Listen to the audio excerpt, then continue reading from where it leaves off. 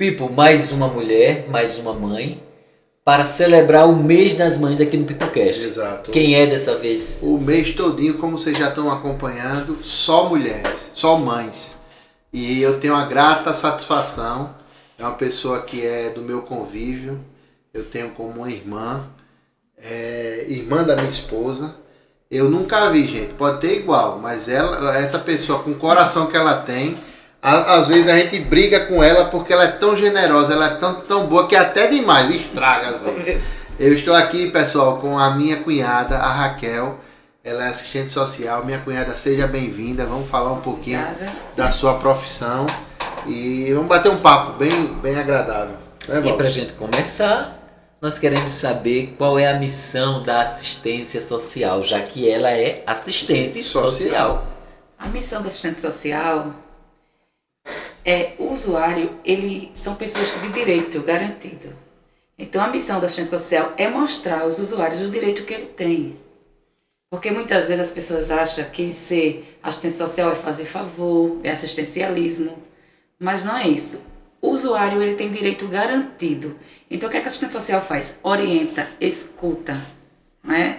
É muito importante o acolhimento. A primeira coisa que a assistente social faz é acolher. Porque quando o usuário procura um assistente social, porque ela precisa de alguma informação. Então a gente tem que fazer a nossa escuta e acolher. E nunca deixar um usuário sem a escuta. E quando você fala usuário e o direito dele, quais seriam esses direitos? O usuário é a pessoa, o cidadão comum, não é isso? Porque a assistente social, por exemplo, o médico tem um paciente. Isso. A assistente social, ela não fala paciente, ela fala usuários, que é usuários do SUS, usuários da assistência. Então, usuários é o público em geral. E qual seria o mais vulnerável. De grande vulnerabilidade. Porque eu digo assim, quem não gosta de pobre não escolhe o serviço social. Porque a assistente social trabalha o quê? Com as partes mais vulneráveis. Porque que procura. As pessoas da alta sociedade procuram assistente social, procuram para informação, não é? Porque acontece o quê? Muitas pessoas não sabem o seu direito garantido e eles, por não saber, eles perdem por causa de uma orientação. Muitas pessoas têm direito, por exemplo, na saúde, o TFD.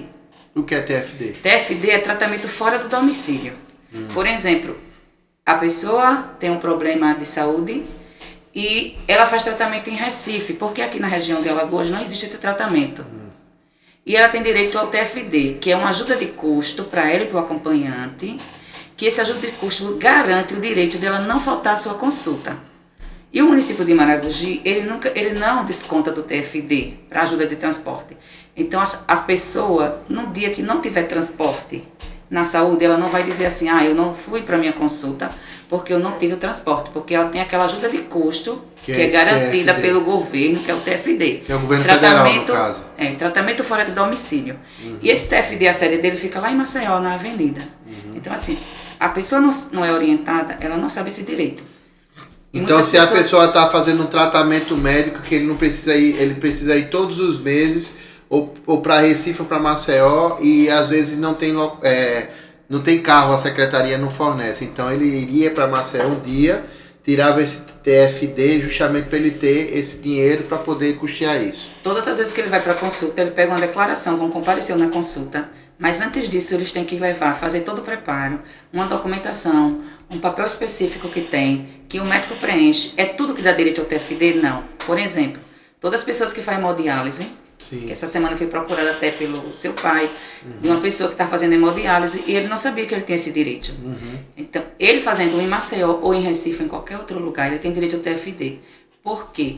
Ali garante aquela ajuda de custo, ele tem direito também ao benefício. Sim. Mas ele lhe garante a ajuda de custo dele não perder nenhum tratamento da hemodiálise, porque ele não pode ficar sem hemodiálise. Ele não pode dizer, eu não fui para a hemodiálise porque não teve transporte, porque ele tem a ajuda de custo do TFD. E esse valor, ele que cai na conta específica, é antes, depois do dia, como é? O pessoal é orientado lá no serviço social, no hospital que ele faz o tratamento, procura o serviço social lá e pega toda a frequência já que ele vai fazer o tratamento. E aquele dinheiro cai uma vez no mês na conta daquela pessoa. Entendi. Tá vendo? Importante. Você não sabia do TFD? Não sabia. Tá vendo aí? Outra coisa. E até para poder orientar as pessoas. Com certeza. Muito bacana. Tem a pessoa também, o CNRAC, que o CNRAC É o TFD que garante que qualquer usuário do SUS faça tratamento em qualquer lugar do Brasil. Por exemplo, vai fazer uma cirurgia, essa cirurgia não tem aqui, só tem em São Paulo. Então o CNHAC garante que aquele usuário, ele vá de avião, com passagem paga, com pousada, para ele e para o acompanhante. Sempre é ele e o acompanhante. Garante em qualquer lugar do Brasil. Tem um valor estipulado, Raquel, para esse como é, não sei o que, hack, como é o nome? CNHAC. CNHAC. O CNHAC, ele paga a cirurgia, seja onde for, governo E federal. a questão da hospedagem, tem um valor estipulado? Se é capital, Se se é é O TFD, que é lá onde fica na sede, que faz esse preparamento, que faz esse preparo com esses formulários que envia, ele que procura a empresa aérea. Entendi. É o TFD faz tudo isso. Entendi. O que é que você só precisa? Precisa ter um laudo médico dizendo o tratamento que você vai fazer e ser escrito já no CNHAC. Entendi. Só que tem muitas pessoas que não sabem que tem esse direito também. Então, Pipo, isso é muito interessante, porque acontece o seguinte, são diversos direitos e muitas vezes a gente desconhece. Nós que temos um pouquinho mais de informação, não que a gente saiba, mas tem um pouco mais de informação, tudo isso pra gente é novidade, a gente não sabe muitas vezes. Exato. Né? Então, eu acho que a assistência social cumpre um papel muito importante, que é fazer esse esclarecimento, de dizer, olha, como você pode chegar, como você pode ter acesso a um serviço de saúde, né? Como você E pode... tem mais algum outro benefício? Por exemplo, pessoas que a lei diz que todo idoso, doente, acamado, tem direito a fraldas. Só que cada município tem a sua lei. Exato. Então aqui em Maragogi é orientado que procure e entre com a ordem judicial para que esse direito seja garantido. Então que orienta o paciente que ele procure o médico com CID, dizendo a quantidade. O que é CID? CID é o código da doença. Tudo aquilo que é feito no SUS tem um CID. E o CID é o número da doença. Sem um CID você não consegue nada. Entendi. Tudo que precisa na saúde a gente precisa de um CID. Então o que é que eu faço? Oriento o paciente a pegar um atestado médico dizendo que ele tem uso contínuo, quantas fraldas usa mensal e a quantidade por mês. E procura a Defensoria Pública com a documentação necessária e dá entrada. Da mesma forma, remédio de alto custo. Porque uma pessoa que recebe um salário mínimo não tem condições de manter um tratamento de saúde com remédio de alto custo. Exato. Então é a mesma coisa. Tem um formulário específico que eu oriento sempre as pessoas. O médico vai preencher aquele formulário dizendo qual é o CID da doença, qual é o porquê aquele usuário, aquele paciente está precisando daquela medicação e se esse medicamento não é da atenção básica. A atenção básica é aqueles remédios que recebe do governo, que vem para a prefeitura. Então, se esse remédio não for da atenção básica e nem do Estado, dá entrada e com 2, 3 meses aquele paciente começa a receber todos os meses. A mesma coisa é mãe que tem filhos que precisa de leite especial. Exato. E leite, que você sabe muito bem que você tem um filho que usa caro, que é mais de R$1.000 por mês e as mães não têm como manter. O que acontece? A mesma forma, entra na ordem judicial e direito garantido e a saúde fornece esse leite com ordem judicial. O Abraão, meu filho, tem 1 ano e 5 meses, ele tem intolerância à proteína do leite. E ele tem que tomar um leite específico. E esse leite, ele É a caseína que ele tem? A caseína é o nome? Não. É outra proteína, né? É outra proteína.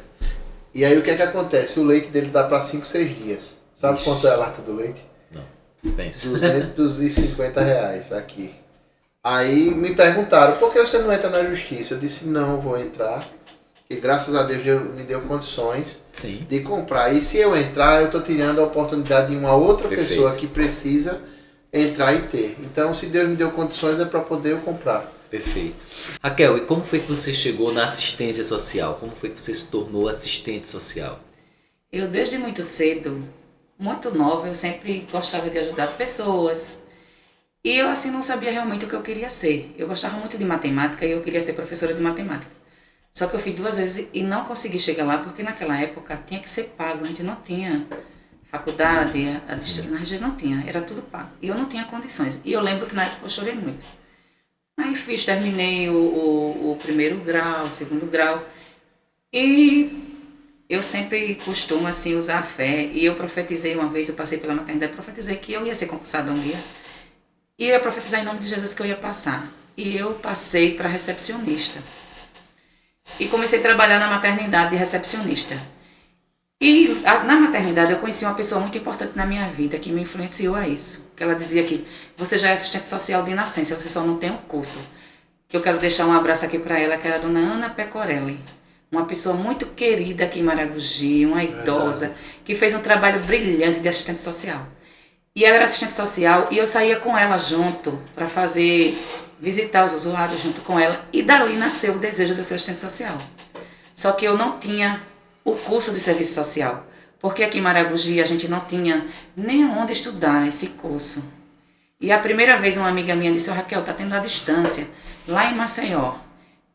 Mas eu não tinha condições na época, porque eu via, não dava para mim, era a distância, mesmo assim eu não conseguia. Mas Deus abriu uma porta aqui em Barreiros, à distância. E eu comecei a fazer o curso de serviço social. Foi difícil, com filha. Minha filha tinha problema de saúde, muitas vezes a minha turma tinha que vir porque ela tinha febre e não passava com nada. Mas assim, o Senhor me ajudou e eu consegui. Mas a gente teve uma rejeição muito grande. Quando a gente veio para o estágio, as assistentes sociais que fizeram presencial não aceitavam a faculdade à distância. E elas não queriam dar o estágio para a gente. Caramba. E a gente teve esse preconceito, porque elas tinham as razões delas, elas estudaram presencial, só que pra gente que fez a distância foi a chance que eu tive. Exato. Então a chance que eu tive, eu abracei. Perfeito. Eu sempre digo a alguém, você não pode rejeitar a chance que Deus lhe dá. Então Deus me deu aquela chance e eu abracei. E na época a gente foi a primeira pessoa que conseguiu o convênio da prefeitura de Maragogi para dar estágio. E o prefeito na época quase obrigou elas a dar estágio para a gente, que elas não queriam. E existe o preconceito. Mas o Senhor já tinha plano. Quando aquilo nasceu no meu coração, o Senhor realiza sonhos. E Ele realizou. Só que quando eu terminei o serviço social, minha filha Lália, ela nasceu com uma malformação no coração, que é a tetalogia de Fallot. E na época, ela foi fazer a primeira cirurgia dela. E era na época do meu estágio, que eu tinha que estagiar, mas era a cirurgia da minha filha. E eu tinha recebido uma promessa de Deus que eu ia voltar com a minha filha. Só que ela tem uma formação muito grande e eu sabia que ela poderia sair dali, que os médicos falavam que ela poderia sair dali sem vida. E nesse período minha filha passou 3 meses no hospital. Só 52 dias ela passou entubada. Desenganada geral de tudo. E daí eu já tinha garantido um emprego aqui, que o prefeito da época me garantiu, que queria eu como assistente social, mas naquele momento eu não queria saber de nada, eu queria o milagre da minha filha. E quando todos os médicos desenganou ela, que ela não ia sair de lá com vida, o pastor Ednilson foi lá visitar, os médicos passou, foi um período que é muito lindo a história, que não dá para contar agora. Mas eu sabia que Deus tinha me dado uma promessa, eu ia sair de lá. E os médicos me procuravam e diziam assim com os psicólogos: mãe, vá para casa, que Lália não vai sair daqui com vida. Porque tudo aquilo que não poderia acontecer na cirurgia aconteceu com ela. Ela parou o rins, ela afetou o cérebro. Todo mundo que ia visitar ela dizia que ela não ia sair com vida. Mas eu sabia quem me deu a promessa. Então assim, a Lália saiu depois de 52 dias, depois de milagres, que Deus fez ela reconhecida como um milagre.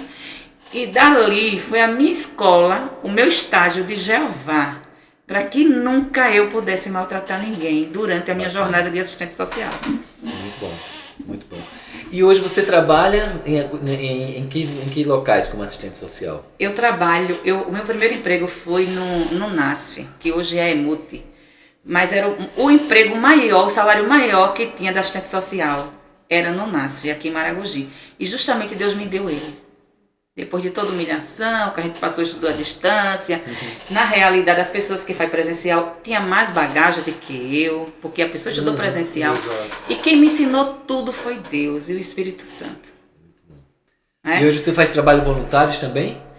Eu, desde aquela época, há 16 anos atrás, que eu faço um trabalho voluntário no Coração Valente. Começou ali, a gente não tinha nada, a gente não tinha nem um prédio, a gente tinha um terreno doado, que doou, e naquele primeiro dia daquela pedrinha, daquele terreno, eu estava ali. E naquele dia eu profetizei com os idosos que pelos olhos da fé, a gente ia ver o prédio que eu vejo hoje. Explica para o pessoal que está nos assistindo qual é a finalidade do Coração Valente, porque tem muita gente que está assistindo e talvez não saiba. É o Coração Valente, né? Ele, assim, os idosos, ele frequenta o Coração Valente.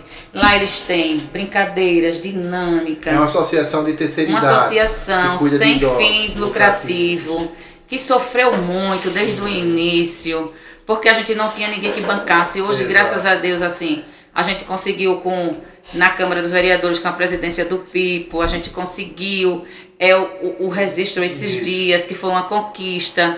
Conseguiu também o direito de o idoso ter o transporte público aqui em Maragogi, que foi Exato. também na sua Foi um sua projeto gestão, meu o projeto também, do exato. Pipo. E assim, e o doutor Jailson também, que sempre ali presente, Exato. no Coração Valente. Teve a doação também da prefeitura para um terreno, né, para um prédio. E tem assim, também. e agora, a gente foi registrar a última vez, agora que a gente conseguiu, que a gente não tem nem o QNES, né? Que o QNES é que dá Que é o direito. Quinés, é bom para o pessoal O QNES é o registro que dá direito a gente conseguir verba do governo federal sem precisar do setor público, né? Direto de Brasília. Exato. Só que a gente ainda não tem esse QNES porque a gente não tinha esse registro desse prédio, que agora a gente está conseguindo. E eu creio que em breve a gente vai ter o QNES, que a gente vai poder fazer projeto para ter um ônibus acessível. Isso. E eu tenho um grande sonho. Eu tenho um sonho, assim, eu amo idoso, eu sempre amei desde criança. E eu tenho uma paixão muito grande por idoso, que quem mexer com idoso, já digo que mexeu com a Raquel.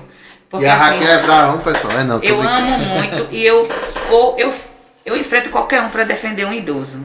Fiquei muito triste que está tendo agora essa cheia lá no Rio Grande do Norte. E eu vi Rio Grande do Sul. no Rio Grande do Sul. E eu ouvi no repórter dizendo que a família dos idosos não queria receber eles em casa. Nem estava enchendo tudo de água e tinha muitas famílias que não queriam receber o seu próprio idoso em casa. Isso me entristeceu muito o meu coração. Gostaria eu de ter um prédio grande para poder levar eles tudinho para mim. São quantos idosos no Coração Valente? No Coração Estão Valente a gente tem vinculados? mais ou menos acho que a gente tem uns 300 idosos cadastrados. Que frequenta, a gente tem, porque a gente tem... Quais são as atividades que você geralmente... Atividade lá tem atividade física, que tem educador físico, a gente tem muitos voluntários. Eu sou voluntário como assistente social há 16 anos.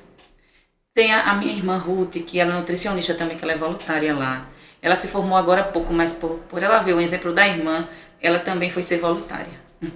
A gente tem a irmã... Educador físico. Tem uma educadora física que a prefeitura cede, que ela faz lá. Tem a minha Tânia, que teve que dá entrevista aqui. massagem, tem massagista, que é voluntária também, que ela não tem emprego, ela está desempregada, mas ela é voluntária lá.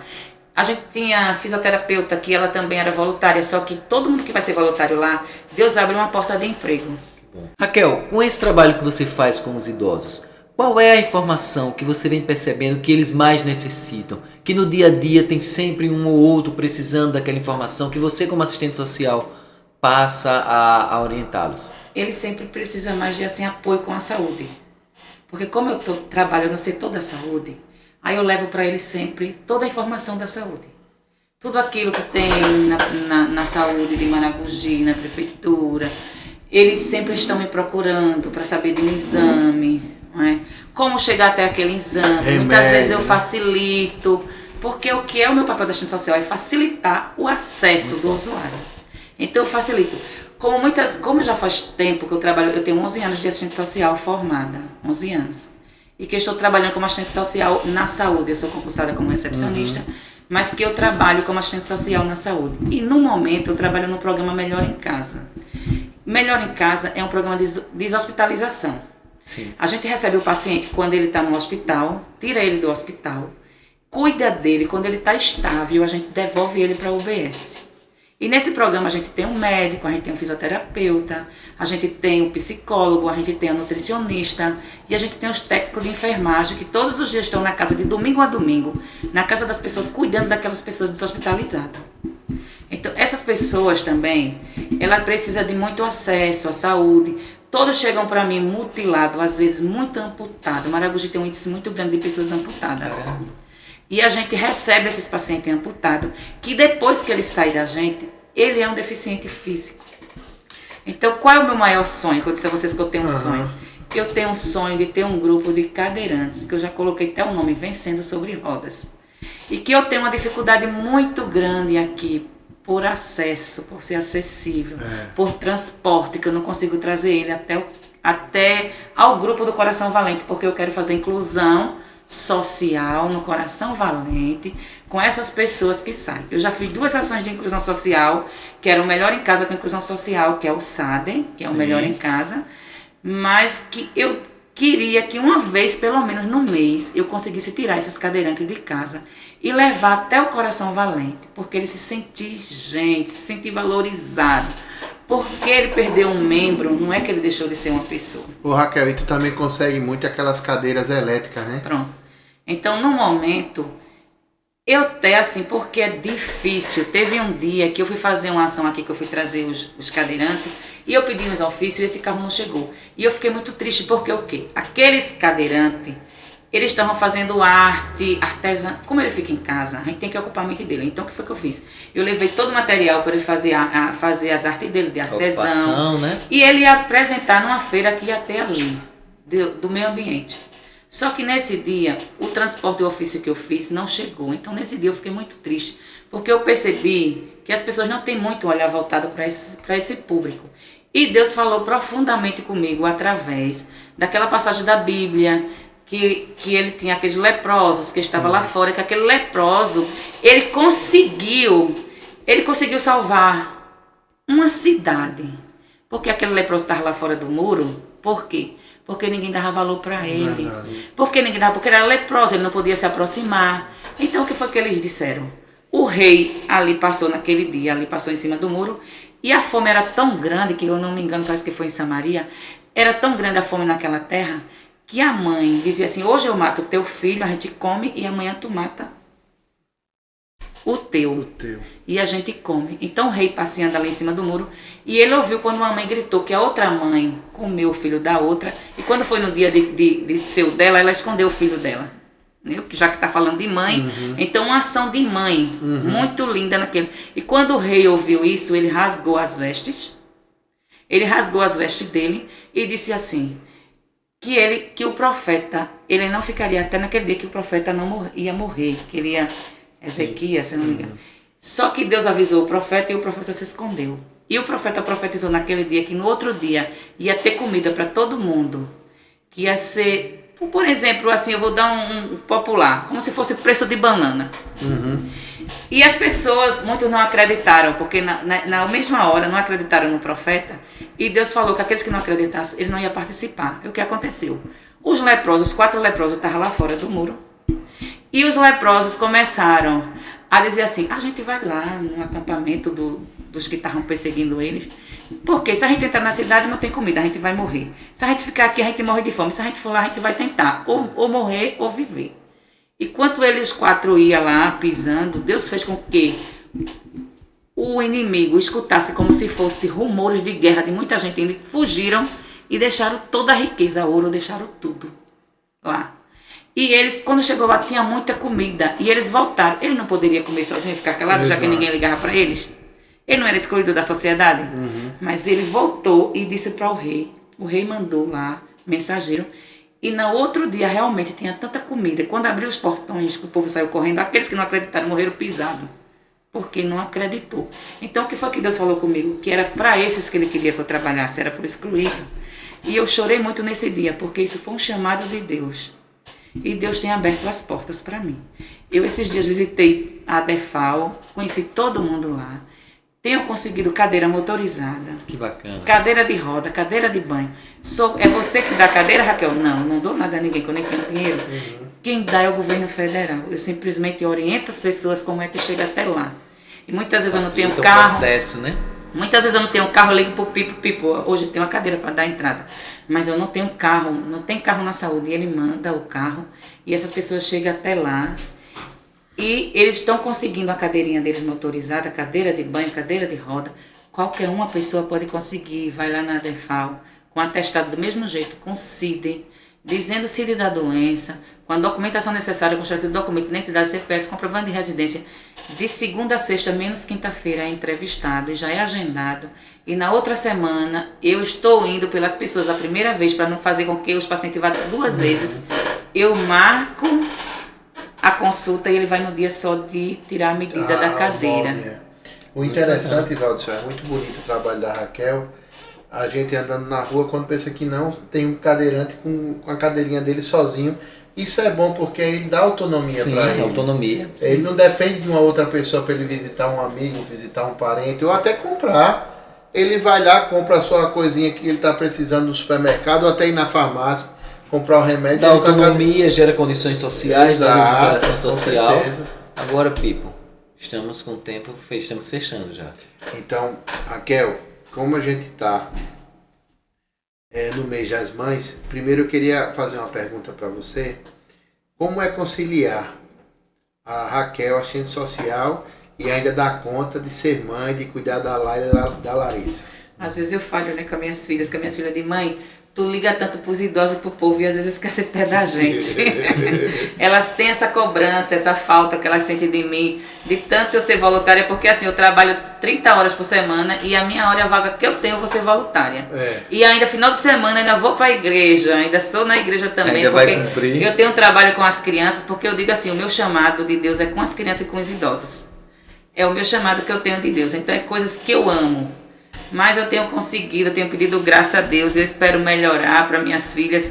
Eu tenho que também reservar um espaço, que esse tempo eu estou pensando e refletindo, que eu preciso reservar um espaço para minhas filhas, porque elas precisam de mim e precisam Agora do meu apoio. Vai olhar para essa câmera aqui e vai dizer o que é ser mãe da Laila e da Larissa. Ser mãe da Laila e da Larissa é uma bênção. Eu tenho duas bênçãos de Deus. Eu tenho a minha filha Larissa, que é a mais velha, que foi um presente de Deus que Deus me deu, porque no dia que eu descobri que eu estava grávida, eu me ajoelhei e disse a Jesus que era dela. E ela tem sido usada fortemente nas mãos de Deus. Verdade. A Laila é um milagre. Minhas duas filhas, eu espero, a mamãe espera melhorar para que eu possa valorizar tudo aquilo que você é na minha vida. Vocês são tudo mais importante que eu tenho aqui na Terra. É isso aí. Pessoal, quero agradecer a todos vocês, agradecer a Raquel. Muito obrigado. Muito obrigado por ter estado aqui conosco, falando um pouquinho dessa profissão tão importante, que é a profissão de assistente social. Uma outra coisa também, Walter, que ela falou quando a Laila estava internada, que é o papel da assistente social nos hospitais. Qualquer coisa que uma família precisa, ou de um paciente que precisa, se a gente tivesse um assistente social que fizesse esse trabalho até de brigar com o médico, com o enfermeiro, o papel do assistente social é muito importante e muito bonito. Então eu quero aqui mandar um abraço para todos os assistentes sociais e dizer que a gente valoriza muito o trabalho de vocês. É isso aí. E é bom assim que valorize, né, que assim as pessoas vejam o serviço social e valorize até o salário do assistente social. Meta, prefeito, salário. Que está desfasado, porque a gente hoje, assistente social, ganha menos do que um técnico. O técnico merece ganhar muito, eu agradeço a Deus pelos pisos dele, mas a gente precisa que o governo federal veja também o piso da assistente social, porque elas precisam ser valorizadas. O governo federal é com o Walter. Valeu, pessoal, um abraço.